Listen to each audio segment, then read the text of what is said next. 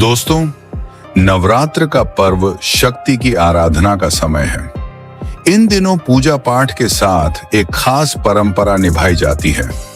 मिट्टी के पात्र में जौ बोने की परंपरा। जौ क्यों बोए जाते हैं?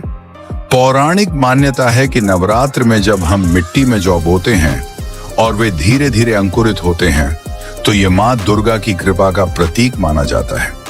अगर जौ अच्छे और हरे भरे उगते हैं तो इसे घर के लिए शुभ माना जाता है। अगर जौ कमजोर रह जाते हैं तो इसे संकेत माना जाता है कि हमें और मेहनत करनी चाहिए और माँ से प्रार्थना करनी चाहिए। जौ को संपन्नता और भविष्य की दशा का प्रतीक भी माना जाता है। जौ और पहली फसल का रहस्य धार्मिक मान्यता है कि जब सृष्टि का आरंभ हुआ तब धरती पर जो पहली फसल उगी वह जौ बार्ली थी। इसलिए जौ को पूर्ण फसल कहा जाता है और इसे देवी देवताओं को हवन में अर्पित किया जाता है। चैत्र नवरात्रि वसंत ऋतु में आती है और उस समय यह पहली फसल देवी माँ को अर्पित की जाती है।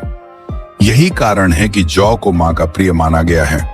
जौ बोने से जुड़ी देवी की कहानी धार्मिक ग्रंथों के अनुसार एक बार हिरण्याक्ष नामक असुर ने ब्रह्मा जी की कठोर तपस्या करके वरदान पाया। इस वरदान के बल पर उसने तीनों लोकों में उत्पात मचा दिया। पूजा पाठ, हवन और धार्मिक कार्य बंद हो गए। ब्राह्मण यज्ञ नहीं कर पा रहे थे। धरती पर भीषण अकाल पड़ गया। नदियां सूख गईं, पेड़ पौधे और जीव जंतु मरने लगे। इधर दुर्गम नामक राक्षस ने देवताओं को भी युद्ध में परास्त कर दिया। देवता बहुत दुखी होकर मां जगदम्बा की आराधना करने लगे। मां शाकंभरी का प्रकट होना, देवताओं की प्रार्थना सुनकर मां जगदम्बा प्रकट हुई। जब मां ने देखा कि संसार में जल और अन्न का संकट है तो उनका हृदय द्रवित हो गया। उनकी आंखों से आंसू बहे और उन आंसुओं से बारिश हुई। नदियां और तालाब फिर से भर गए। मां ने अपने शरीर से अनेक अन्न, फल, फूल, कंद, मूल और सब्जियां उत्पन्न की। इसी कारण मां को शाकंभरी देवी कहा गया, यानी शाक सब्जियां उत्पन्न करने वाली मां। दुर्गम राक्षस का वध जब दुर्गम राक्षस को पता चला कि मां पर्वत पर रह रही हैं और सबको भोजन और जीवन दे रही हैं, तो वह अपनी सेना लेकर मां को पकड़ने आया। लेकिन मां ने दुर्गम और उसकी सेना से युद्ध किया। अंत में मां ने दुर्गम राक्षस का वध कर दिया और देवताओं को फिर से उनका स्थान और शक्ति वापस दिलाई। निष्कर्ष, इसी कारण नवरात्र में जौ बोने की परंपरा चली आ रही है।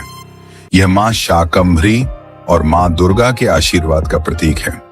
जौ का बढ़ना, शाक सुख समृद्धि और मां की कृपा। जौ का कमजोर होना शारण कठिनाइयों का संकेत, लेकिन मां की शरण लेने का अवसर। इसलिए जब भी हम नवरात्र में जौ बोते हैं तो यह केवल एक परंपरा नहीं बल्कि मां की याद और आशीर्वाद प्राप्त करने का तरीका है। जय मां शाकंभरी, जय मां दुर्गा।